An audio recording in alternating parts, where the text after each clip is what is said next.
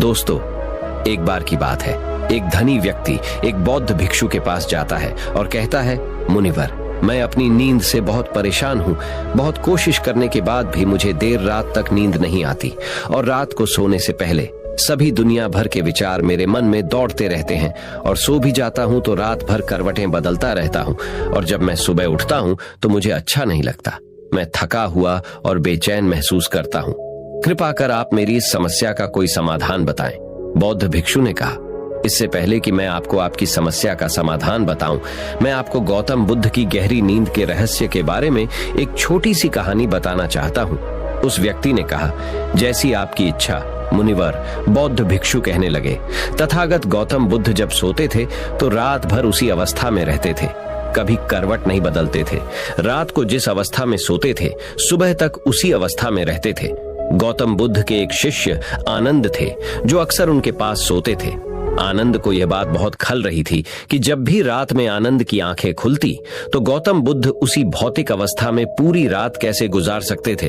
तो वह हमेशा जानता था कि गौतम बुद्ध एक ही अवस्था में सो रहे हैं। यह बात उसके मन में कई सवाल पैदा करती थी, लेकिन एक दिन भिक्षु आनंद अपनी जिज्ञासा को रोक नहीं पाए और वह गौतम बुद्ध के पास गए।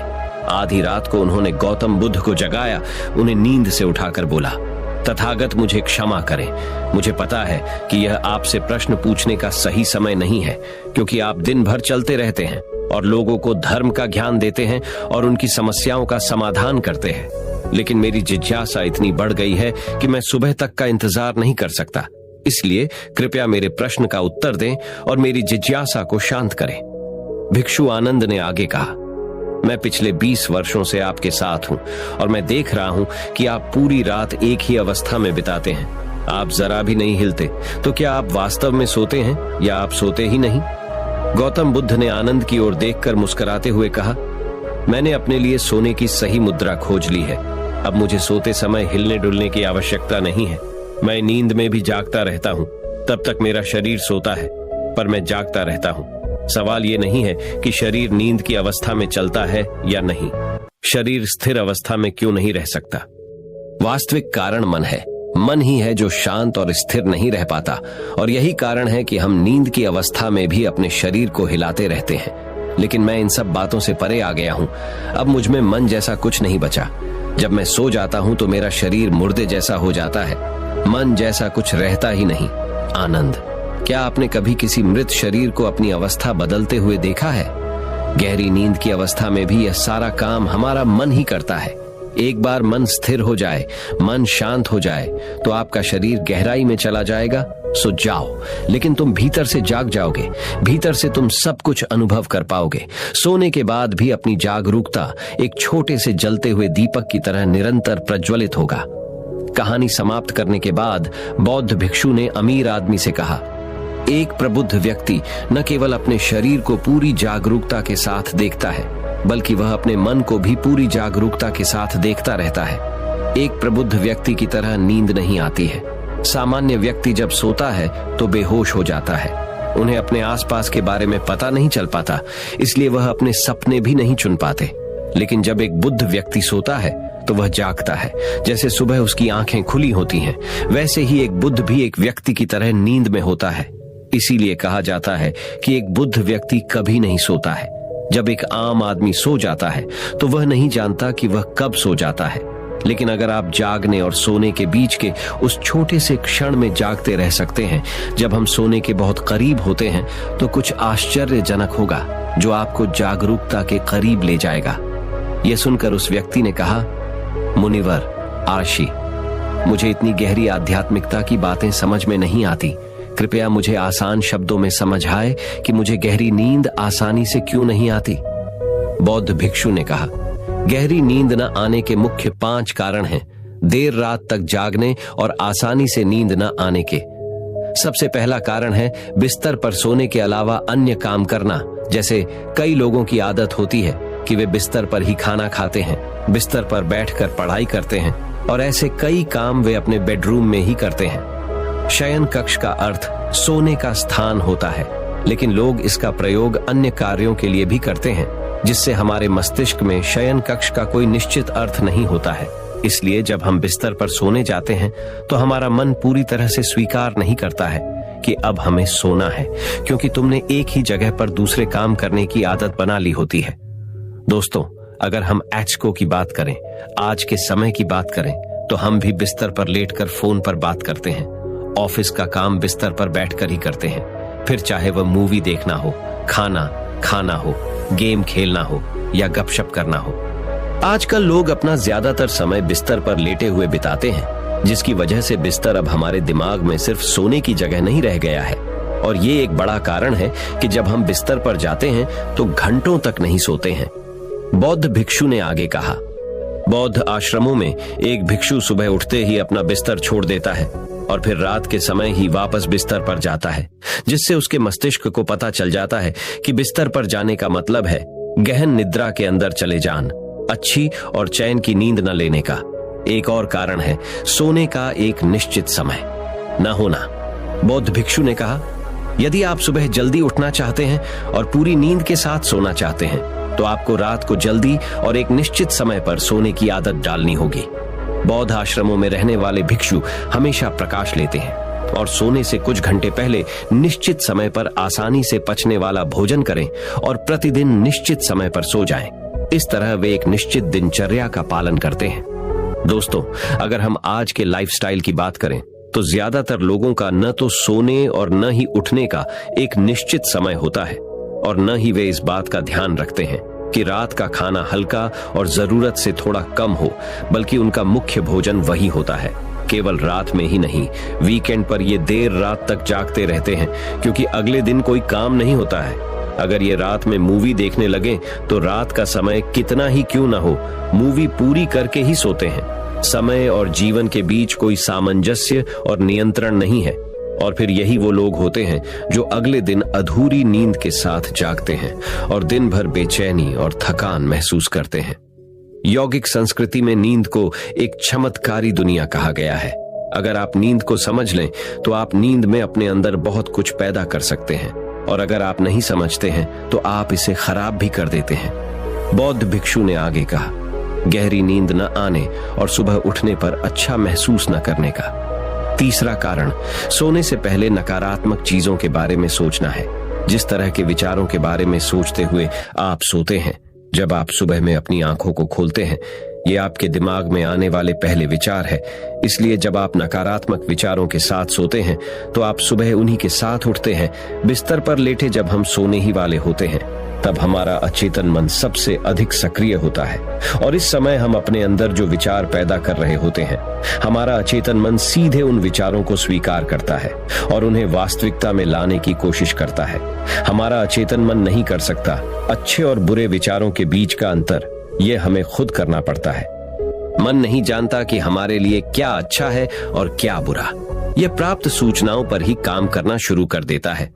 इसलिए हमें सोते समय अपनी समस्याओं और नकारात्मक विचारों के बारे में सोचने के बजाय उन अच्छी बातों के बारे में सोचना चाहिए जिसे हम अपने जीवन में पाना चाहते हैं। हमेशा रात को सोने से पहले और सुबह उठने के बाद उन बातों के बारे में सोचें जो आपके जीवन में एक सकारात्मक बदलाव ला सकती है। अच्छी और अच्छी नींद न आने का चौथा कारण है गलत तरीके से सोना। बौद्ध भिक्षु ने कहा, आपने सुना होगा कि भारत में अक्सर यह कहा जाता है कि उत्तर की ओर सिर करके न सोए।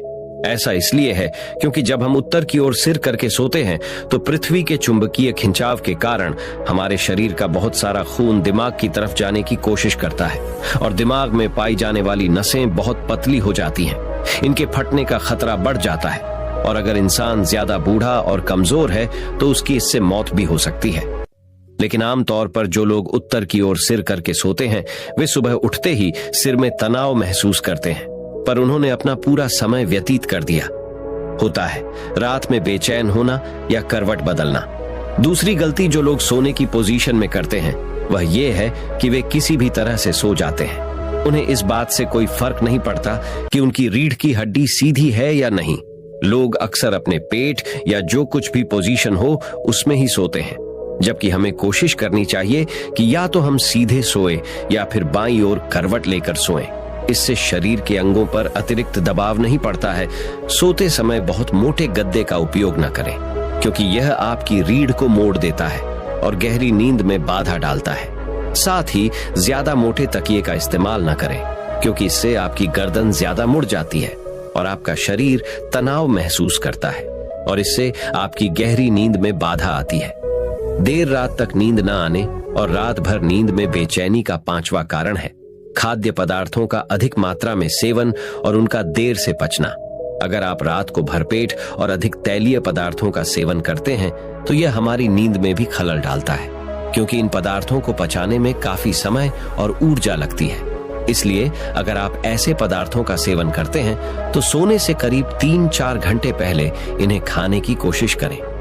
उस व्यक्ति ने कहा, मुनिवर आर्षि, मैं समझता हूं कि गहरी और चैन की नींद न आने के क्या क्या कारण हो सकते हैं, लेकिन अब क्या आप कुछ ऐसे उपाय बता सकते हैं जिन्हें करने से हमें गहरी नींद आने में मदद मिलती है? बौद्ध भिक्षु ने कहा, मैं आपको कुछ ऐसे कर्म बता रहा हूं जिन्हें आप सोने से पहले या उठने के बाद कर सकते हैं, जिससे न सिर्फ आपकी नींद गहरी होगी बल्कि आपके जीवन में एक सकारात्मक बदलाव भी आना शुरू होगा। और ये सभी काम आपको नहीं करने चाहिए। इनमें से जो भी 2-3 कार्य आपके लिए उपयुक्त हैं, आप कर सकते हैं। सबसे पहले सोने से पहले गुनगुने पानी से नहाने की कोशिश करें। नहाने से हमारा शरीर जागृत और तनाव मुक्त हो जाता है। आपने देखा होगा कि जब कोई व्यक्ति नहाकर आता है तो उसके भीतर से एक सकारात्मक ऊर्जा का अनुभव होता है। वह अधिक प्रसन्न और निश्चिंत लगने लगता है। इसका कारण यह है कि हमारे शरीर का अधिकांश भाग जल ही है और जल ही हमारे शरीर का मूल अंग है। सोने से पहले हो सके तो अपने बेडरूम में किसी भी ऑर्गेनिक तेल और रुई का दिया जलाएं। इससे आसपास के वातावरण में सकारात्मकता आती है। सोने से पहले थोड़ा पानी पिएं, इससे आपको काफी फायदा होगा। जब आप बिस्तर पर जाएं, सोने से पहले कुछ मिनटों के लिए ध्यान करें और आपके पास जो कुछ भी है उसके लिए आभार व्यक्त करें, या उन सभी अच्छी चीजों के बारे में सोचें जो आपने अपने दिन में की है। सोने से पहले एक बार याद कर लें कि आप नश्वर हैं, आप आज मर सकते हैं। ऐसा सोचने से आप अपनी छोटी छोटी समस्याओं की चिंता करना छोड़ देते हैं। सुबह उठते ही अपने दोनों हाथों को आपस में रगड़कर अपनी आंखों पर रख लें। इससे आपका शरीर जागृत होता है। और उठकर हमेशा दाहिनी करवट लें। हमेशा रात को जल्दी सोने की कोशिश करें ताकि आप सुबह जल्दी उठ सकें और पूरी नींद ले सकें। वही बुद्ध भिक्षु एक कहानी सुनते हैं। वो कहानी की शुरुआत कुछ इस प्रकार करते हैं। एक साधु से किसी व्यक्ति ने कहा कि उसके मन में चलते विचारों का सैलाब उसे बहुत परेशान कर रहा है।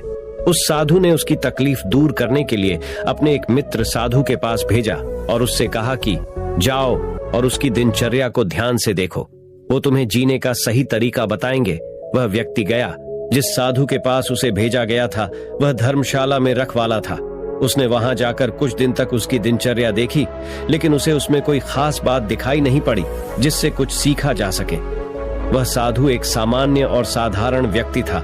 उसमें कोई ज्ञान के लक्षण भी दिखाई नहीं पड़ते थे। वो पहले साधु के पास लौट गया और उसे सारी बात बताई। साधु ने उसे फिर लौटने की सलाह दी और उसे ये पता लगाने को कहा कि दूसरा साधु सोने से पहले और जागने के बाद सबसे पहला काम क्या करता है। उसने यही किया। साधु ने कहा, रात्रि को मैं सारे बर्तन मांजता हूँ और चूंकि रात्रि भर में उनमें थोड़ी बहुत धूल पुन जम जाती है, इसलिए सुबह उन्हें फिर धोता हूँ। बर्तन गंदे और धूल भरे न हो, यह ध्यान रखना जरूरी है। मैं इस धर्मशाला का रखवाला जो हूँ। वह व्यक्ति निराश होकर फिर से अपने गुरु के पास लौटा। उसके गुरु ने कहा, जो जानने योग्य था वह तुम सुन और देख आए हो, लेकिन समझ नहीं सके। रात को तुम भी अपने मन को मांझो, उसमें पूरे दिन के बैर और बुरे विचार बचे होंगे, और सुबह एक बार फिर उसे धो डालो, क्योंकि हो सकता है रात में फिर वो बुरे विचार तुम्हें जकड़ लें। धीरे धीरे तुम्हारा मन शांत हो जाएगा। दोस्तों, आप भी ऐसा ही कीजिए। सोने से पहले दूसरों के साथ खुद को हर उस चीज के लिए माफ कर दीजिए जो आपको बुरी तरह से प्रभावित करती है। आप हर बुरे ख्याल को छोड़कर सो जाइए। इसके बाद जब सुबह उठें तो टटोले कि कोई बुरा ख्याल रह तो नहीं गया। अगर हां, तो उसे बिस्तर के साथ उन बुरे विचारों को वहीं छोड़ दे। इस कहानी को सुनने के बाद वह बुद्ध भिक्षु बोले, अगर तुम्हें गहरी और अच्छी नींद चाहिए और अपने मन के बुरे विचारों को खत्म करना है, तो मैंने तुम्हें जो आज 5 आदतें बताई है, उन्हें तुम्हें अपने जीवन में नियमित उतरना होगा। और जैसे जैसे तुम इन 5 आदतों को हर दिन करने का प्रयास करोगे, वैसे वैसे तुम्हारे मन के बुरे विचार अपने आप खत्म होना शुरू होंगे और तुम्हारा शरीर गहराई से अपने नींद को ले पाएगा, क्योंकि मन ही वह चीज है जिस वजह से तुम्हारा शरीर तुम्हें अच्छे से नींद नहीं दे पाता है।